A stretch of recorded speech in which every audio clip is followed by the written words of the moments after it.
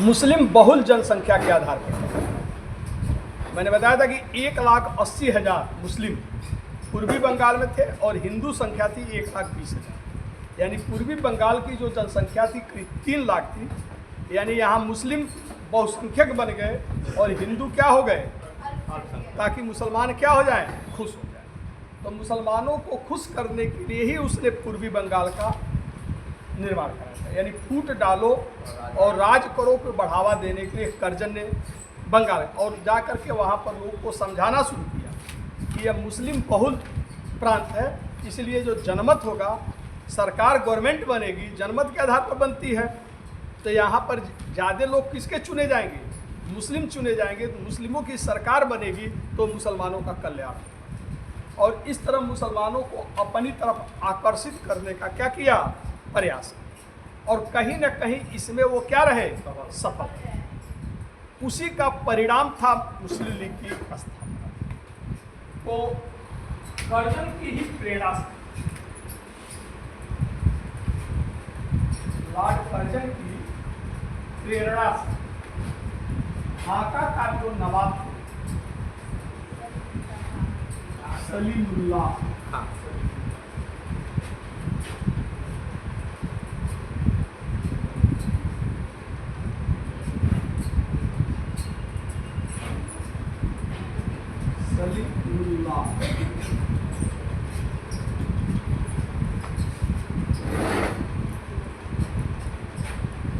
और आगा खां,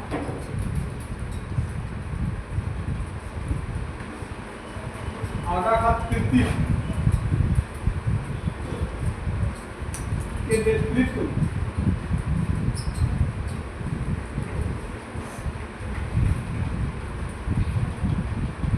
बंग भंग के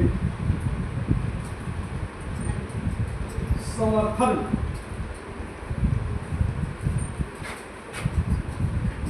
आंदोलन।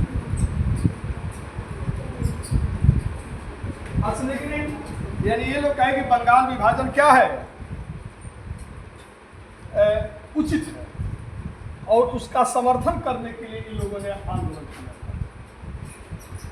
और भारत के पहले सांप्रदायिक नेता कौन, किसको माना जाता है, सर सैयद अहमद खान। भारत का मैंने आपको पढ़ाया भी था, जब भारतीय राष्ट्रीय कांग्रेस की स्थापना हुई तो सर सैयद अहमद खान ने पेट्रियाटिक एसोसिएशन का स्थापना किया था और मुसलमानों से कहा था कि वह कांग्रेस से क्या रहें, दूर रहें, क्योंकि कांग्रेस की जब राज होगी तो हिंदुओं का देश में राज हो जाएगा, ठीक ना। तो सर सैयद अहमद खान जो थे पहले सांप्रदायिक नेता थे, क्योंकि अंग्रेज 1857 के महाविद्रोह में ये अपनी विफलता माने कि हम हिंदू और मुसलमानों को आपस में नहीं लड़ा पाए, क्योंकि 1857 का जो महाविद्रोह हुआ था उसमें हिंदू और मुस्लिम दोनों जनता ने कंधा से कंधा मिलाकर आंदोलन किया था, विद्रोह किया था। तो उसी के बाद से फूट डालो और राज करो की नीति का वो सूत्रपात किए और सर सैयद अहमद खान को अपने हाथों का क्या बना लिए, खिलौना बना लिए। मैंने बताया था कि सर सैयद अहमद खान शुरू में हिंदू मुस्लिम एकता के प्रबल पैरोकार थे, लेकिन धीरे धीरे वो सांप्रदायिक हो गए। और उसी सर सैयद अहमद खान ने अलीगढ़ मुस्लिम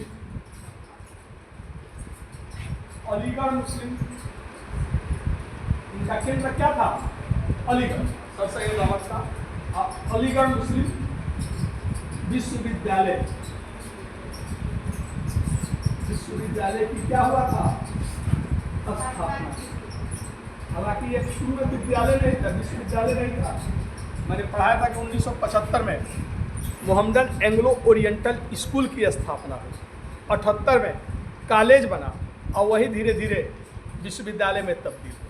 तो इसी का एक प्रिंसिपल था, आचार्य था आर्चबोल्ड।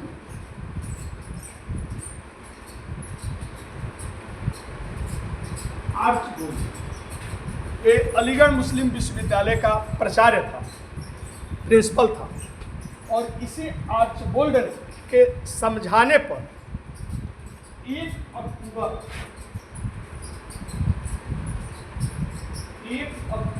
1906 आगा खां के आगा खां के नेतृत्व मुसलमानों का एक प्रतिनिधिमंडल किससे मिला? शिमला में।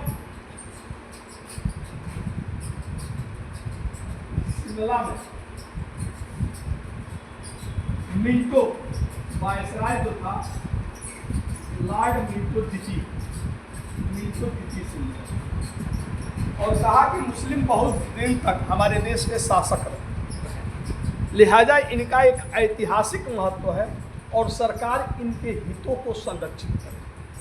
और मिंटो ने तुरंत कहा कि आपकी मांगे उचित है और हम इस पर विचार करेंगे।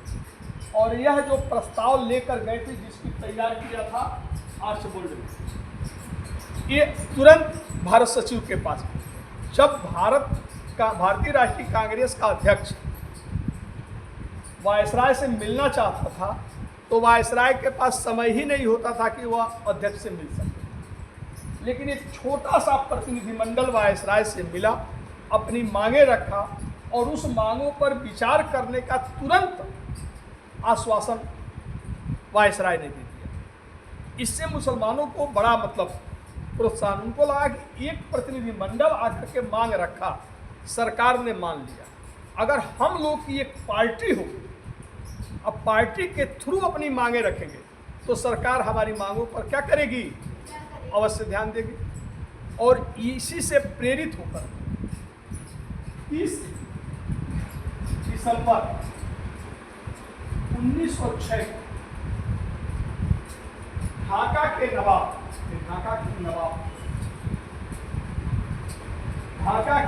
सलीमुल्लाह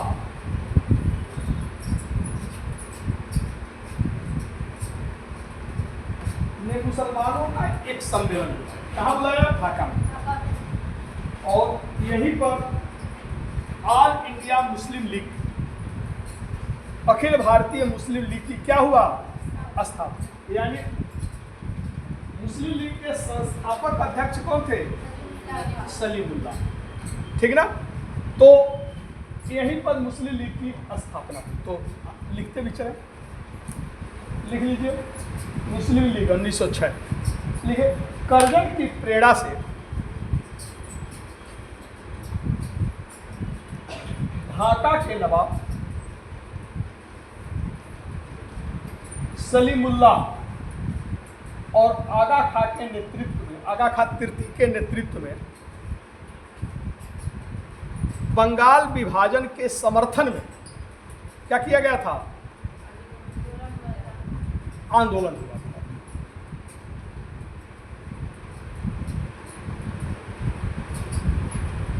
लिहाजा ये लोग किसके समर्थक थे? हाँ, अंग्रेजों के समर्थक थे। उन्हीं के इशारे पर यह सम्मेलन हुआ था। लिख लीजिए। अलीगढ़ मुस्लिम विश्वविद्यालय के प्रिंसिपल, वो भी अंग्रेज था, अंग्रेज प्रिंसिपल आर्चबोल्ड ने के कहने पर या समझाने पर, यानी ये कहीं ना कहीं मुसलमान मिंटो का षड्यंत्र था कि ऐसा प्रतिनिधिमंडल हमारे पास आवे।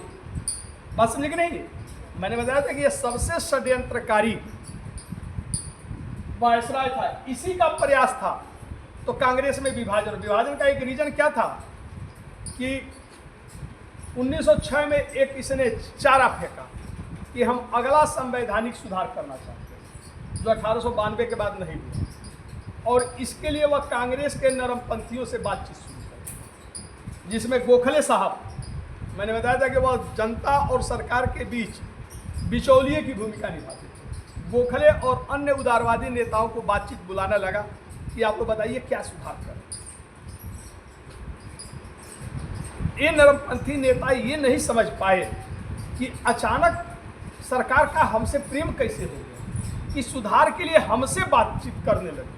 वो लोग तो सोचते थे कि हमारे महत्व बढ़ा और सरकार देखो हमसे बात करने लगी। वो जानता था कि इस समय नरमपंथी और गरमपंथियों में ठनी है, देश में बंग भंग आंदोलन चल रहा है। अगर ये नरमपंथी हमसे बातचीत करेंगे या गरमपंथी विरोध कर रहे हैं तो दोनों के बीच मतभेद का खाई क्या होगा? चौड़ा होगा। ये नरमपंथी नहीं, और वो सरकार से बातचीत शुरू करने लगे। जैसा ये सोचा था वैसा ही हुआ। गर्मपंथी नरमपंथियों से नाराज हुए कि हम लोग सरकार से दो दो हाथ किए हैं और तुम लोग बातचीत कर रहे हो। अब दोनों के बीच तू मैं में एक रीजन ये भी था, ठीक ना। और जब ये बातचीत करने लगे, अब इसने एक नीति बनाया था, पुचकारो, यानी नरमपंथियों को पहले मिलाओ, फिर कुचलो, नरमपंथी मिल जाए, गर्मपंथियों से अलग हो जाए, गर्मपंथियों को खत्म कर दो, और फिर दुत्कारो, और जैसे गर्मपंथी समाज नरमपंथियों को भी दुत्कार दो। इसमें ये इसी की नीति थी मिंटो की। इसमें वो पूरी तरह क्या सफल रहा। पुचकारो, कुचलो और दुत्कारो उसकी नीति कही जाती है। और कांग्रेस में विभाजन करा दिया। इस एक कांग्रेस का विरोध करने के लिए मुस्लिम लीग की स्थापना कराया। ये इसी का प्रयत्न था। तो ये इसी के आपका मिंटो के ही इशारे पर आर्चबॉल ने अचानक तुमको नहीं दिमाग में आया, इसी ने इशारा किया कि तुम किसी तरह से एक प्रतिनिधिमंडल भेजवाओ ताकि मुस्लिम धीरे धीरे कांग्रेस से क्या हो, दूर। बस लेकिन तो सबसे षड्यंत्रकारी अगर कोई वायसराय था, मिंटो जी था। तो क्या लिखे हैं आर्चबोल्ड के समझाने पर 1 अक्टूबर 1906 को 1 अक्टूबर 1906 को आगा खां के नेतृत्व में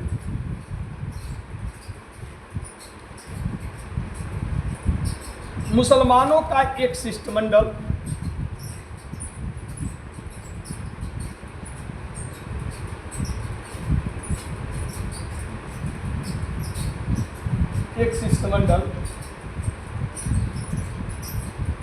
शिमला में वायसराय मिंटो द्वितीय से, लॉर्ड मिंटो द्वितीय से मिला। वायसराय लॉर्ड मिंटो द्वितीय से मिला और कहा कि मुस्लिम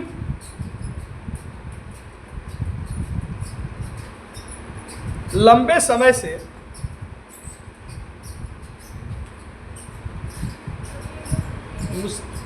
मिला और कहा कि मुस्लिम लंबे समय से भारत के शासक वर्ग रहे हैं।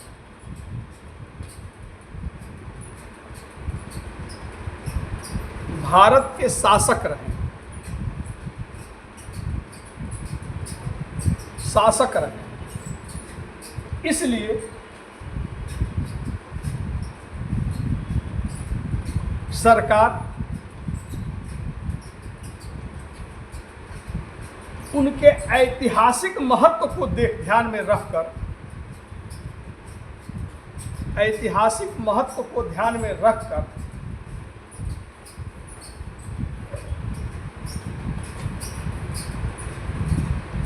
उनके हितों की रक्षा करें।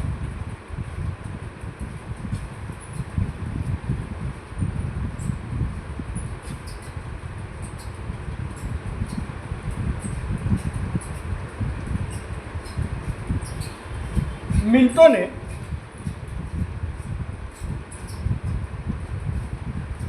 इस पर विचार करने का आश्वासन दिया। कहा गया आप लोग की मांगे उचित है, सरकार इस पर विचार करे।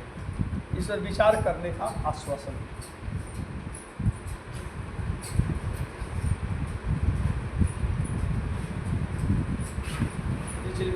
इससे प्रोत्साहित होकर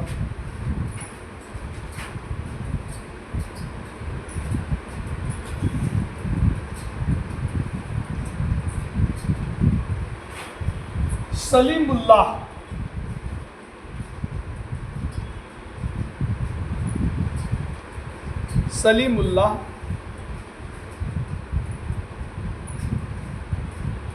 ने 30 दिसंबर 1906 को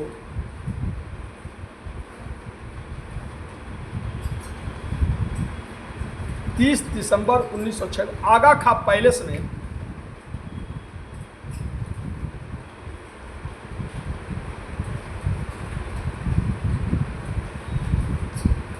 मुसलमानों का लिखे हैं। हाँ। एक सम्मेलन बुलाया, एक सम्मेलन बुलाया, एक अधिवेशन बुलाया, एक अधिवेशन बुलाया। आगा खां पैलेस में एक सम्मेलन बुलाया और यहीं पर अखिल भारतीय मुस्लिम लीग, अखिल भारतीय मुस्लिम लीग की स्थापना हुई।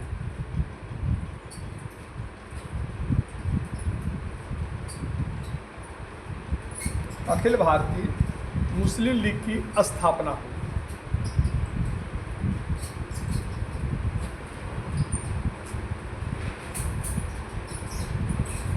इसमें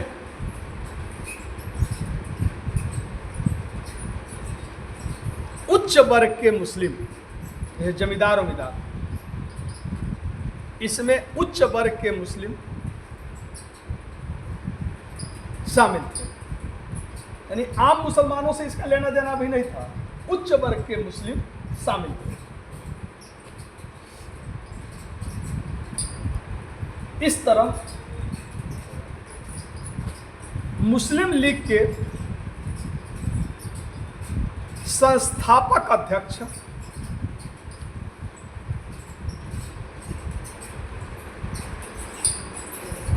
मुस्लिम लीग के संस्थापक अध्यक्ष सलीमुल्लाह थे।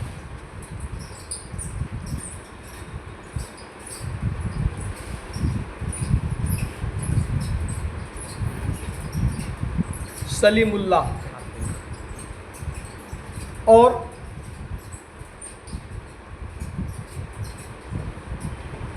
इसके प्रथम अध्यक्ष, यानी मतलब सलीमुल्लाह ने अध्यक्षता नहीं किया था, बुलाया था, और इसके प्रथम अध्यक्ष कौन थे?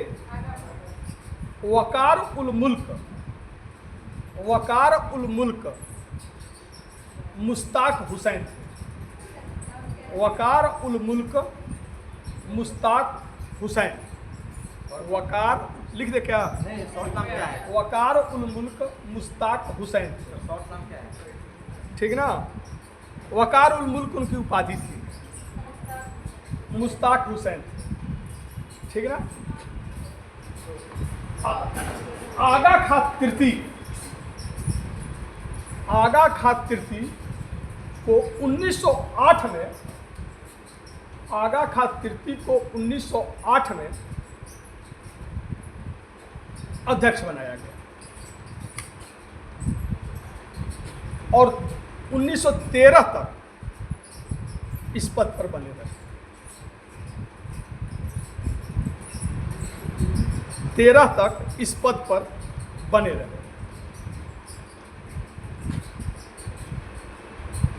1913 तक इस पद पर बने रहे, ठीक ना। तो लगातार वो 5 साल तक अध्यक्ष, ठीक ना। तो अगर आ गया प्रथम अध्यक्ष कौन थे, तो मुश्ताक हुसैन। हालांकि नेट पर सर्च करेंगे तो बड़ा कुछ उल्टा सीधा आता रहेगा, ठीक ना। तो मुस्लिम लीग की स्थापना कब हुई? 1906, ठीक ना। तो 1906 में मुस्लिम लीग की स्थापना, लिखे उद्देश्य,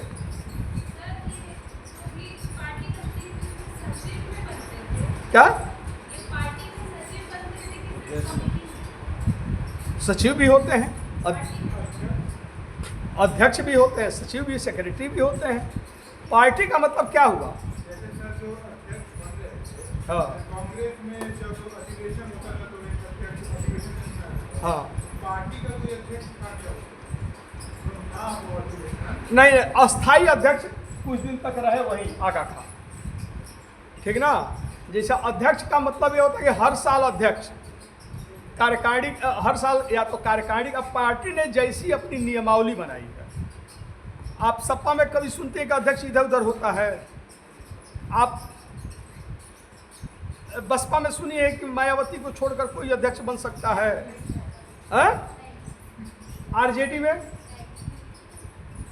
लोजपा में नहीं, ये लोग क्या है।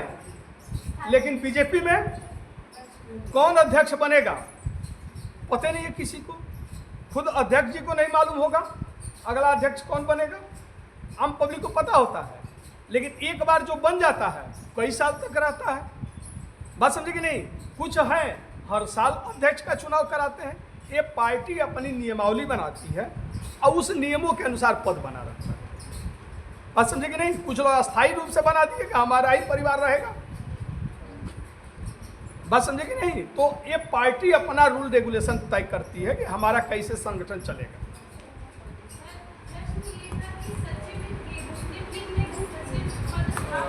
जरूर रहा होगा, ठीक ना। अब जैसे कि आप आगा खान जो थे शुरू में सचिव ही थे। बात समझे कि नहीं। आगा खान जैसे कि कांग्रेस में सेक्रेटरी, ये जो पार्टी बनी कांग्रेस के नकल करके। बात समझे कि नहीं।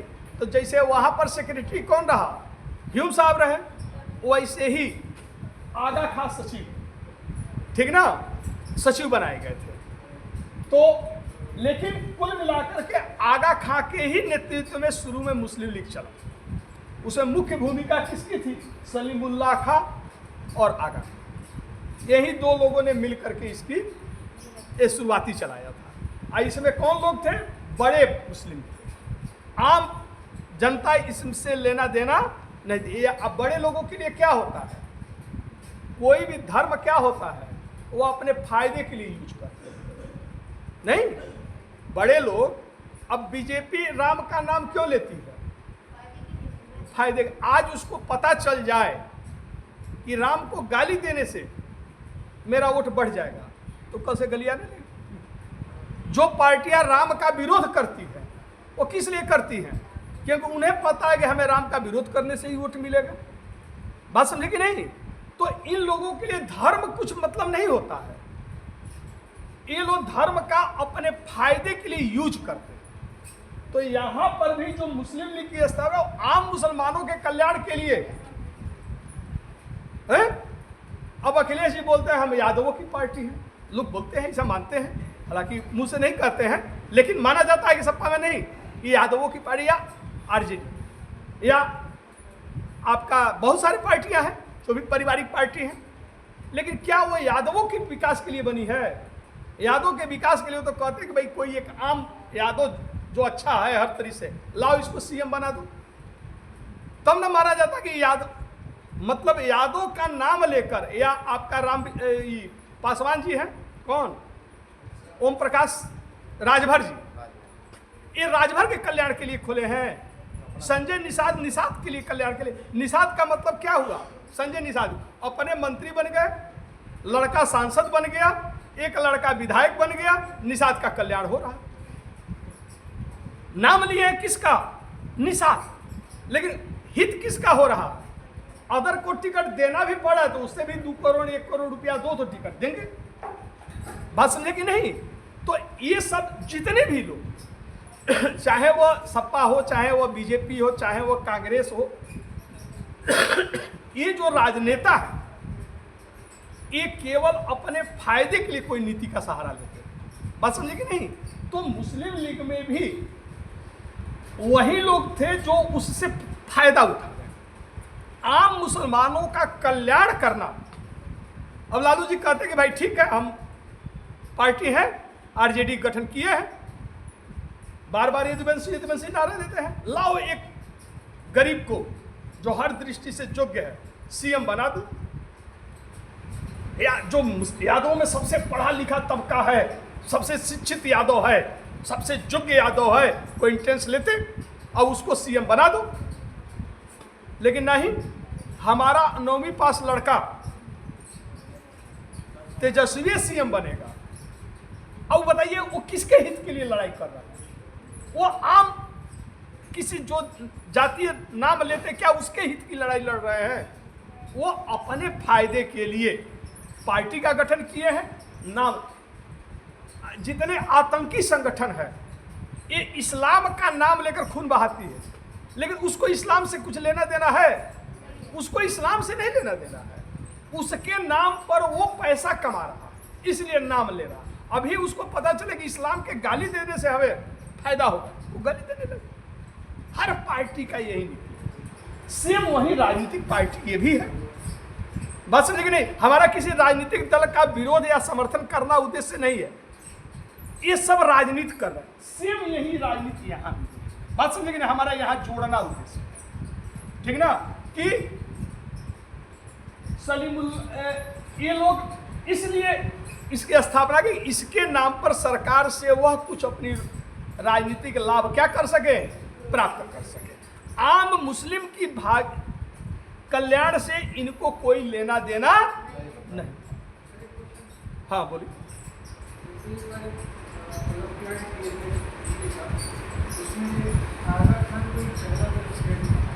क्या चीज? ये संस्थापक अध्यक्ष थे, इसीलिए ना मैंने कहा कि इस पर बहुत कुछ कंफ्यूजन है। हाँ, पहला पार्टी का अधिवेशन ये नहीं था, मेरी बात ध्यान से सुनिएगा। 29 दिसंबर 1906 का जो अधिवेशन हुआ वह केवल स्थापना की, बात समझे कि नहीं? पार्टी के रूप में काम की अगले वर्ष से, ठीक ना? इसलिए उसको, लेकिन अभी नेट खोलेंगे तो 3 जगह देखेंगे, कहीं मुश्ताक हुसैन का नाम दिया होगा, कहीं आगा खां का नाम दिया होगा, कहीं वकारुल मुल्क का नाम दिया होगा, सलीमुल्लाह का नाम दिया होगा। मेरी बात समझे कि नहीं? तो ये स्थापना का जो अध्यक्षता की, हम इसीलिए सब कुछ लिखा दिए हैं। मेरी बात समझे कि नहीं? स्थापना की अध्यक्षता की। अब प्रायः जो नाम देगा एग्जाम में वो तीनों का नाम नहीं देगा, एक ही का नाम देगा, नहीं तो मैटर जाएगा कोर्ट में, क्योंकि ये पार्टी कुछ इस तरह की थी कि खुदे ये लोग घालमेल में थे। बात समझे कि नहीं? इसीलिए अलग अलग मिलता है।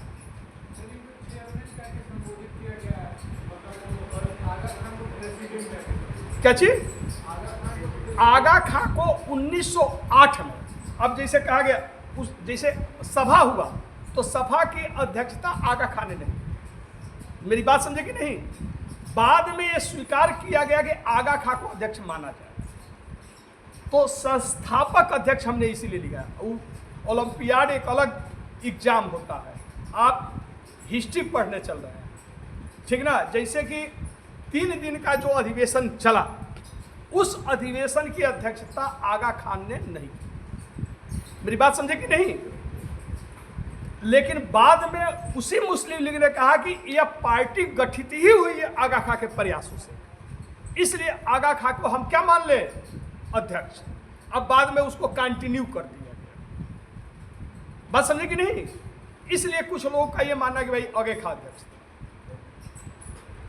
लेकिन जो 30 दिसंबर की बैठक हुई उस बैठक की अध्यक्षता आगा खां ने नहीं की। बुलाया किसने था सम्मेलन? ध्यान दीजिएगा, बुलाया किसने था सम्मेलन? सलीमुल्लाह खान। अध्यक्षता किसने किया? वकारुल मुल्क मुश्ताक हुसैन ने किया। बात समझे कि नहीं? लेकिन इस पूरे पार्टी की शुरुआत कहां से हुई? 1 अक्टूबर 1906 से इसकी पृष्ठभूमि बन रही है स्थापना की, और वह किसके परत से हुआ? आगा। तो इसके बाद तो अब आप इसको कैसे कहेंगे कि आगा खां उसका अध्यक्ष थे, जिस बैठक की अध्यक्षता उन्होंने नहीं किया? बात समझे कि नहीं? लेकिन बाद में स्वीकार किया गया कि नहीं भाई, ये पूरा मुस्लिम लीग की स्थापना अगर किसी के परत है तो उसमें मुश्ताक हुसैन का नाम भी किनारे हो गया, और उसमें मेन मुख्य भूमिका ये दोनों लोग कौन थे? नवाब थे, और भी कैसे? ढाका जैसी बड़ी रियासत थे, नवाब थे। तो अब नवाब सामने होगा और कोई जन का नेता भी आ जाए, नाम किसका होगा? नवाब। बात समझिए। आगा खां पैलेस, पैलेस का मतलब क्या? महल में हुआ था यह बैठक, इन्हीं के घर में हुआ था। अब इन्हीं के घर में हुआ था तो कहे कि भाई हम अध्यक्षता नहीं करेंगे, भाई हमारे घर में हम ही अध्यक्ष बन जाए, हमारे लड़का बुलाया है। तो किए किसने थे? मुश्ताक हुसैन ने। हाँ, इन्हीं के परिवार के थे, ठीक है ना? तो अब इसीलिए इसमें हो गया है घालमेल। मेरी बात आप समझे कि नहीं? लेकिन जो बैठक हुई थी उसमें लिखा है बैठक की अध्यक्षता किए थे? नहीं। 30 दिसंबर को जो स्थापना बैठक थी उसकी अध्यक्षता आगा खान ने नहीं किया। हाँ, लेकिन चूंकि सब कुछ इन्हीं के प्रेरणा से, इन्हीं के प्रयत्नों से हुआ था, इसलिए मान लिया जाता है कि आगा खान से समझ। और जब भी क्वेश्चन इसलिए आएगा, इसलिए क्वेश्चन में तीनों का नाम आप जानते, जैसा क्वेश्चन रहेगा तीनों का नाम नहीं रहेगा। मेरी बात आप समझे कि नहीं? चलिए, तो क्या लिखे हैं? उद्देश्य लिखना है। हाँ, उद्देश्य। अब ये मुस्लिम लीग की स्थापना थी, इसका 3 उद्देश्य बनाया गया। लिखिए, पहला, मुसलमानों के हितों की रक्षा करना।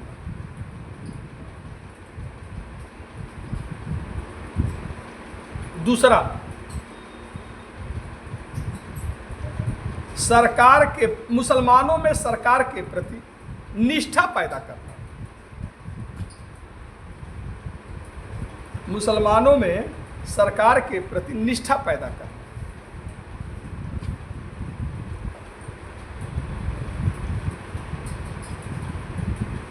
और तीसरा,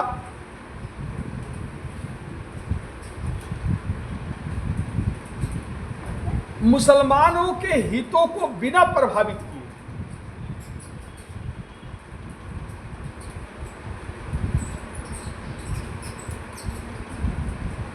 मुसलमानों के हितों को बिना प्रभावित किए अन्य वर्गों से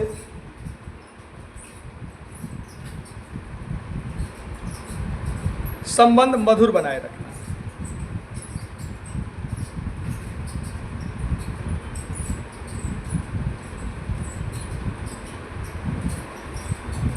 अन्य वर्गों से, यानी अगर मुस्लिम का हित प्रभावित हो तो अन्य वर्ग से दुश्मनी किया जा सकता है, लेकिन अगर जहां हित न प्रभावित हो तो अन्य वर्गों से भी सामंजस्य, यानी शुरू से लग गई कि यह पार्टी किस दिशा के तरफ जाएगी। इसी समय कांग्रेस वह क्या कर रही थी? बंग भंग का विरोध कर रही थी, सरकार से दो हाथ कर रही थी, सविनय और स्वदेशी आंदोलन। ये कह रहा था कि मुसलमानों का सरकार के प्रति क्या करो, निष्ठा पैदा करो। यहां तक कि सलीमुल्लाह ने कहा कि ईश्वर न करे कि भारत से मुसलमानों का, देखिए इनका असली मंतव्य आगे चल गया, 1908 में भाषण दिए थे तो कहे ईश्वर न करे, अल्लाह न करे भारत से मुसलमानों का राज खत्म हो जाए। अगर भारत से मुसलमानों का राज खत्म हो जाएगा तो हिंदू बहुसंख्यक है, हिंदुओं का राज स्थापित हो जाएगा जो हमारे मुसलमान भाइयों पर दमन करेंगे। यानी ये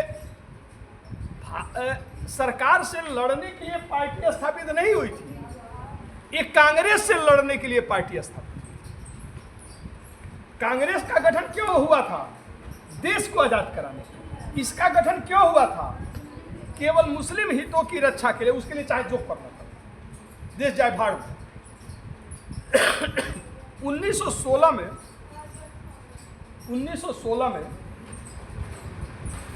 लिखो, 1916 में, आगे मैं पढ़ाऊंगा भी, लखनऊ में कांग्रेस और मुस्लिम लीग के बीच समझौता हो गया था,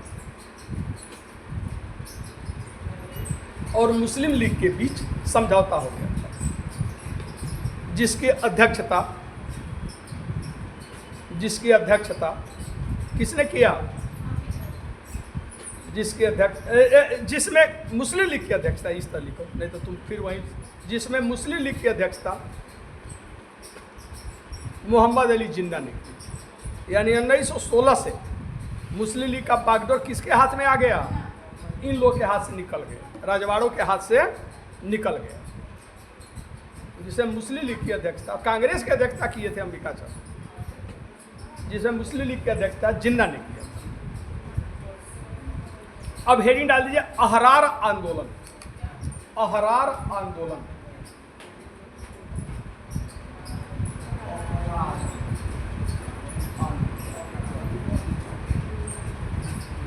1906।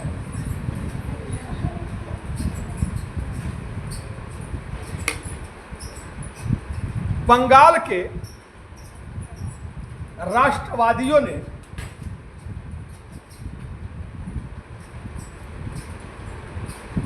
बंगाल के राष्ट्रवादियों ने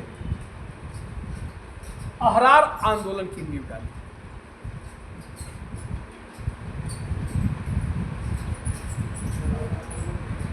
बंगाल के राष्ट्रवादियों ने अहरार आंदोलन की नींव डाली, जिसमें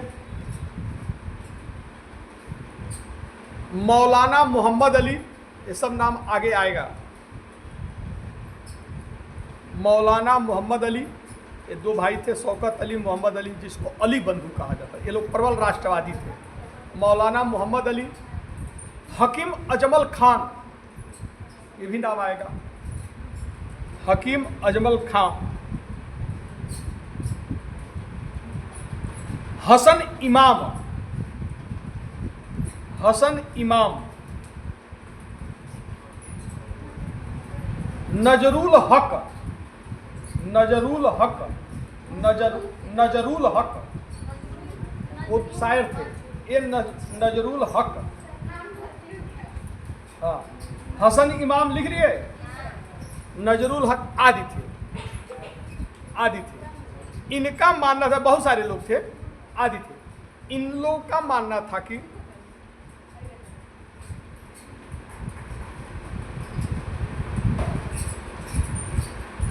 सरकार की चाटुकारिता नहीं करनी है, कि चाटुकारिता नहीं करना है। जिसे मुस्लिम लीग क्या हो गया था, चाटुकार संगठन हो गया था। सरकार की चाटुकारिता नहीं करना है और मुसलमानों में देश प्रेम की भावना को विकास करना है, देश प्रेम की भावना का डेवलपमेंट करना है।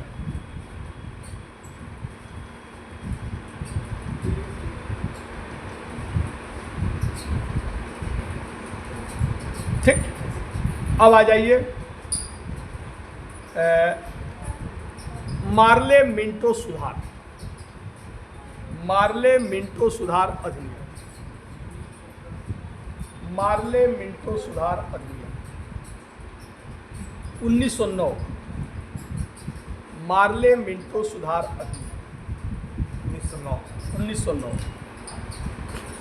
तो मैंने बताया था कि 1892 का मैं अधिनियम पढ़ा चुका हूँ कि 1892 में भारत परिषद अधिनियम पारित हुआ था।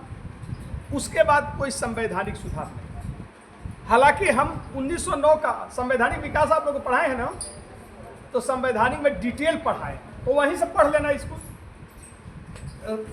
ऐतिहासिक बैकग्राउंड वाला हम बस लेकर चल रहे हैं, ठीक ना, क्योंकि वहाँ पर हम डिटेल पढ़ाए हैं इसको।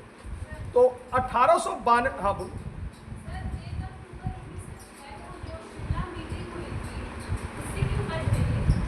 उसी का उसमें जब मुसलमानों को तवज्जो दी गई तो उनको लगा कि हम लोग व्यक्तिगत एक शिष्टमंडल आया है और वायसराय ने क्या किया है, इस पर विचार करने का आश्वासन दिया।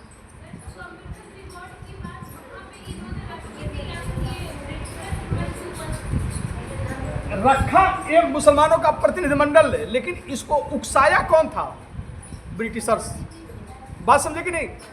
ये जो आर्चबोल्ड इसमें भूमिका रही, आर्चबोल्ड अपने आप नहीं किया था, मिंटो का इशारा आया कि भैया तुम कुछ ऐसा करो। अलीगढ़ मुस्लिम का एक शाखा थी ढाका में, और ढाका मुसलमानों का एक बड़ा केंद्र बिंदु था। वहाँ पर मुस्लिम लीग पूर्वी बंगाल का गठन हुआ था। वहाँ मुसलमानों ने सरकार के समर्थन में एक आंदोलन चलाया था। तो आर्चबोल्ड के माध्यम ये जो प्रतिनिधिमंडल गया था, तो जो प्रस्ताव अपना लेकर गया था, उस प्रस्ताव को लिखा भी था आर्चबोल्ड ने। तो मतलब क्या हुआ कि ये मिंटो के कहने पर ये पूरी, अब उसी का परिणाम हुआ मुस्लिम लीग की स्थापना। यानी मुस्लिम लीग की स्थापना में किसका पूरा भरपूर सहयोग था? क्योंकि इन लोगों की जो मांगे थी वो फुट डालो वाली थी, जो सरकार के लिए फायदेमंद थी। इसलिए इन लोगों की बातों पर तुरंत एक चीज और लिख लिया, 1908 लिखाया हूँ, लिख लिया 1908 में, उसी में मुस्लिम लीग वाले में लिख लीजिएगा। 1908 में मुस्लिम लीग का अमृतसर में अधिवेशन हुआ था।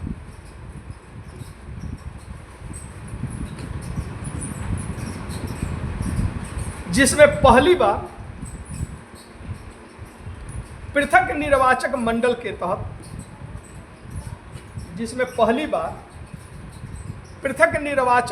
के तहत मुसलमानों के लिए सीटें आरक्षित करने की, मुसलमानों के लिए विधानसभाओं में सीटें आरक्षित करने की मांग। क्लियर? 1908 में ये मांग हो रही है और 1909 में पूरा कर दिया। बात समझी कि नहीं?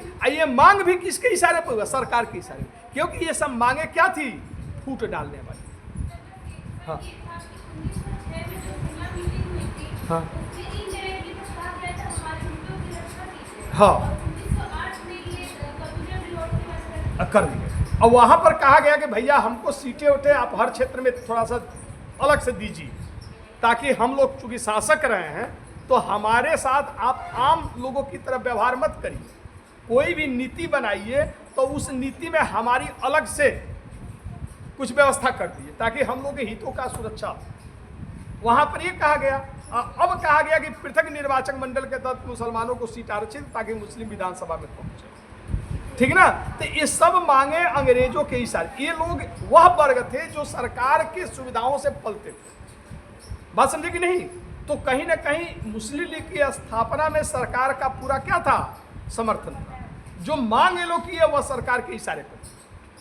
पृथक निर्वाचक मंडल लाया था मार्ले, और उसने कहा था, ऐसा नहीं कि अंग्रेज इसके जानते नहीं, वो कहा था हम नागफनी के दांत बो रहे हैं, अभी लिखाऊंगा भी, जिसकी फसल विषैली हो।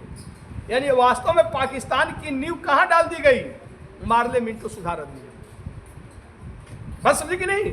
तो अंग्रेज ऐसा चाहते थे कि मुस्लिम, और चूंकि सरकार तुरंत मान ले रही, इसलिए मुसलमानों में इसकी पैठ क्या होती जा रही है? बढ़ती जा रही है। यानी मुस्लिम लीग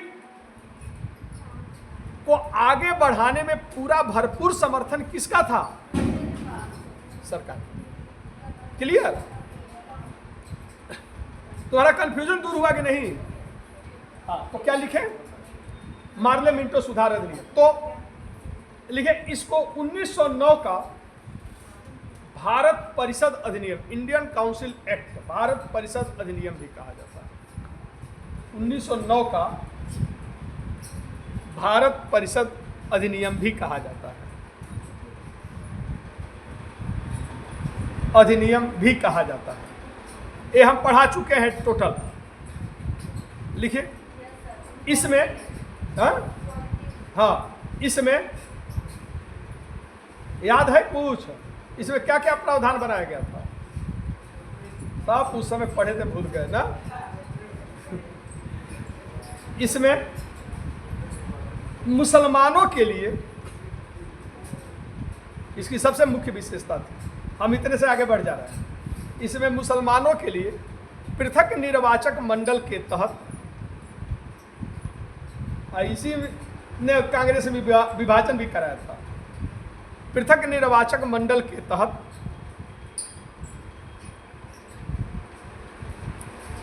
मुसलमान सीटें आरक्षित किया गया। अच्छा, ये विधेयक कहाँ पास होता था पहले? ब्रिटिश पार्लियामेंट में, ठीक ना?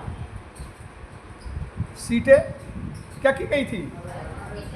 आरक्षित की जाएगी या की गई, ठीक ना? इस बिल को ब्रिटिश पार्लियामेंट में रखते हुए, वहां कौन रखेगा? वायसराय की भारत सचिव, भारत सचिव। इस बिल को रखते हुए भारत सचिव मार्ले मिंटो दोनों ने मिल करके बनाए थे, इसीलिए इसको मार्ले मिंटो सुधार अधिनियम कहा जाता है। इसको डिटेल हम पढ़ाएंगे। भारत सचिव मार्ले ने कहा था, हम नागफनी के दांत बो रहे हैं, हम नागफनी के दांत बो रहे हैं, जिसकी फसल, हम नागफनी के दांत बो रहे हैं जिसकी फसल क्या होगी? विषैली होगी। और इतनी विषैली हुई कि भारत आजाद तो हुआ, लेकिन एक भाग में नहीं, दो भाग में। और उस 2 भागों की नींव कहाँ डाल दिया गया था? 1909 के इस अधिनियम। यानी अंग्रेज इसके नुकसान से पूरी तरह अनजाने में नहीं लाए थे कि भारतीयों ने मांगा और दे दी।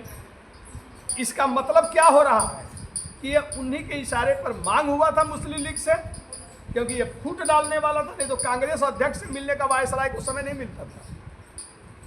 वो काफी समय से कह रही थी टैक्स में कमी करो, टैक्स में कमी करो, सेना खर्च में कटौती करो, तमाम मांगे रहे। आज तक सरकार ने एक भी मांग नहीं मानी थी, लेकिन 1908 में ये मांग मानी जा रही है और 1909 में नियम बन जा रहा है, क्योंकि ये मांग उनके लिए क्या था?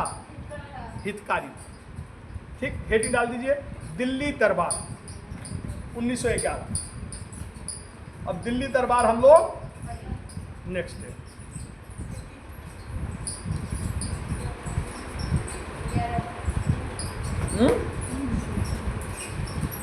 दिल्ली दरबार हम सोचे थे कि दिल्ली दरबार पढ़ा लेंगे आज, लेकिन अब पढ़ाएंगे तो हमारा क्या?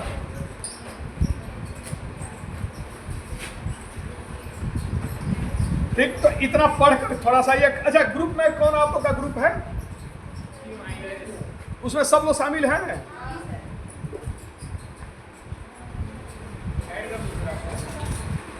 ग्रुप में एक हमारे पास, हाँ उसमें हम नहीं हैं।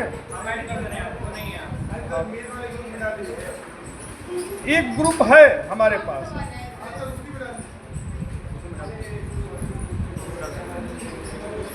अब और ऐड मत को, हमारे पास इतने ग्रुप हो गए हैं सब ना। ये नाम है यूपीएससी अभ्युदय, उसी में डाल दें, सबको मिल जाएगा ना? ठीक, हिस्ट्री का डाल दे रहा हूँ। कौन डाले पार्ट का? यही डाल दे रहे हैं, मॉडर्न डाल देंगे 1857 जहाँ से हम पढ़ाना शुरू किए, जहाँ से आप पढ़ाना शुरू किए।